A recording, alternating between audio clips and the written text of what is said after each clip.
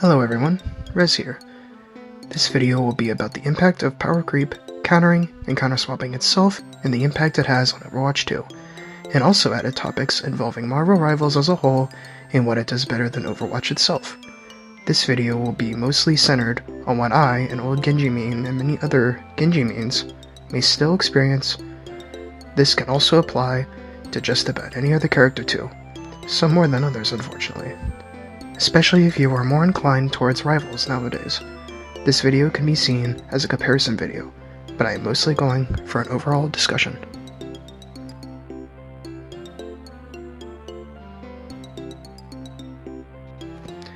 Before we start the video, I just wanted to put this out there. This is the very first real video on this new channel. Some of you may know me already, others may not, and that's okay.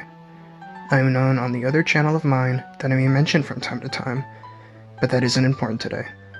I could get into it more in the future, but today's video is a type of video I have honestly never done before. This type of content will be very new to me, and I do hope someone likes it. The main thing I want to do here is a type of commentary format as well as gaming stuff with a lovely Femboy bow on top. For a comparison to my other channel you guys may know, I just wanted an outlet to express myself more and to talk about things I may want to talk about. The other channel was a tad restricting when it came to that. Sorry for taking up the time of the ones that don't know me, just wanted to get the formalities out of the way as well and give a minor explanation to members from my other community. Let's get started.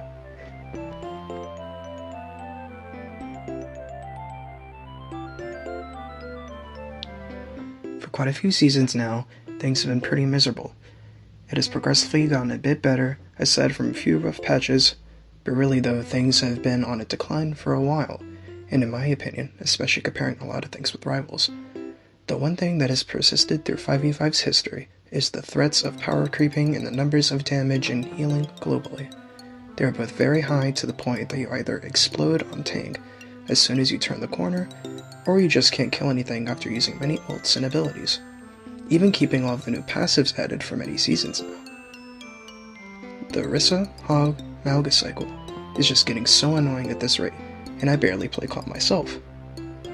Depending on the type of game or day you could be having, does impact how things go a little, but most things could go wrong and fast. You could be doing things picture perfect on Genji, or even a character like Doomfist. It is known that some characters require more skill than most. It's just a shame that characters that require so much skill and practice get beaten out by characters or abilities that require little to none. It sucks, but it is just what I have learned over the years of playing since about early 2018.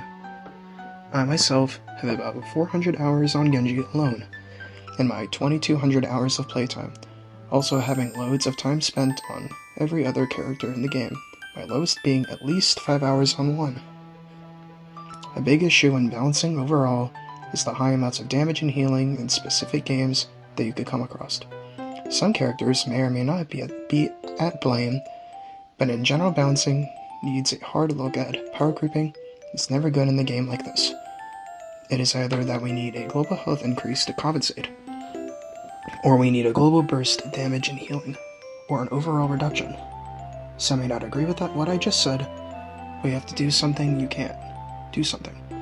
You can at least agree with me that something has to change. It isn't just a simple role causing problems, it is an issue in every role. If you change something in particular, you must adjust the others accordingly. Looking at the latest patch, plus past changes involving CC, is just a good example of this. The idea on release was that CC would be reserved for tanks and only a few supports. But at this rate, it really does feel like we are slowly going back to old balancing. Just no tank money to have with you to take all the damage and abilities thrown at you constantly. Going back to Genji, his character design overall is very simple and easy to understand. It requires practice and game sense and awareness constantly. He's a high-risk, low-reward character at times, as I've heard pros put it. You have to play everything perfectly, and even if you do, there are many things to hold you back. He's by far one of the most countered characters in the game.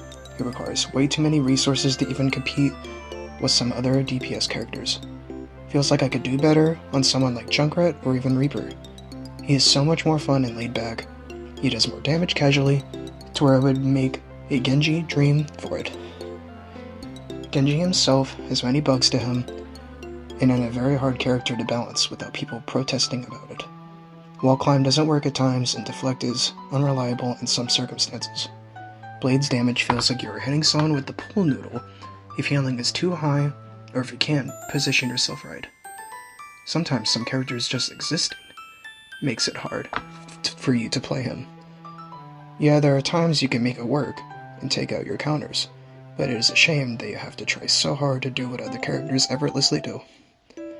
You could be having a great game of the month on him, and you still lose. It's just a shame, is what it is. We all just want to have fun and play just like we used to. Balance is important for that. No one wants to play in something that feels horrible, or boring, or even miserable. It all starts with power creeping.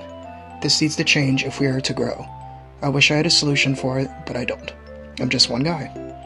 I am not a pro that truly knows what is best for the game, but I do know that everyone deserves to express how they feel for a game they enjoy very much.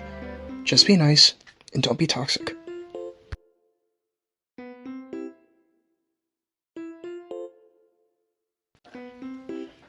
At the time of writing this, Marvel Rivals has been out for 10 days now. I have had lots of fun playing it so far, and I've gotten just about 20 hours through 2 accounts. I mostly mean Squirrel Girl, as you can tell from the footage you are seeing in the background here. Forgive me if my aim sucks, but aside from that, the game honestly feels pretty good overall. The passes are very cheap, and I think it's great that you could do them at any time too. The bundles seem reasonable, and they each come with quite a bit of stuff each, even if they are not for me personally. The community seems pretty chill overall in my experiences as well. The game is really only just starting, and lots of potential is everywhere I look. Monetization-wise, things seem fair. Everything is behind a paywall, and you could play for complete free, without feeling left out. The Christmas event seems really sweet too, and its cosmetics looks neat. The Jeff Turf mode seems like lots of fun to me just from looking at gameplay previews. I'm very excited to what the future holds, and I'm sure the devs will do their best to not disappoint. Now looking over towards balancing, I think it is pretty good and fun overall, as someone like Flats has put it. If everyone is overpowered, then nobody is overpowered. In a fun and fast-paced game standpoint, I completely agree.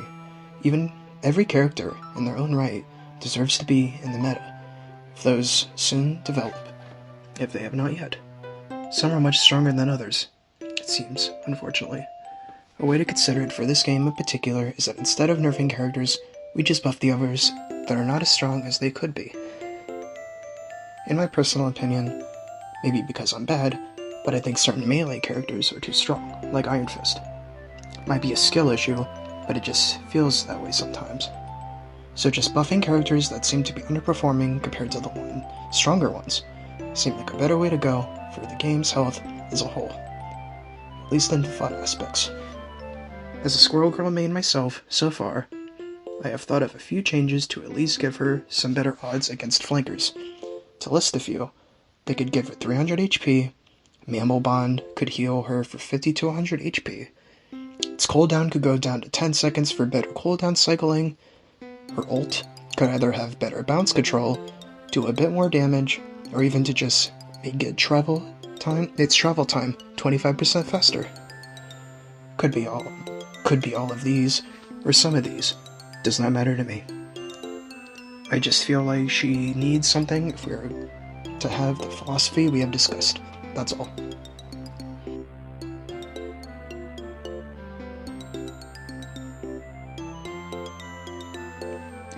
Thanks for watching, and for sticking around till the end if you did. I apologize if my audio sounds scuffed, or if I stutter a lot. You can tell that this is new to me. So please leave a like, and subscribe if you enjoyed the video.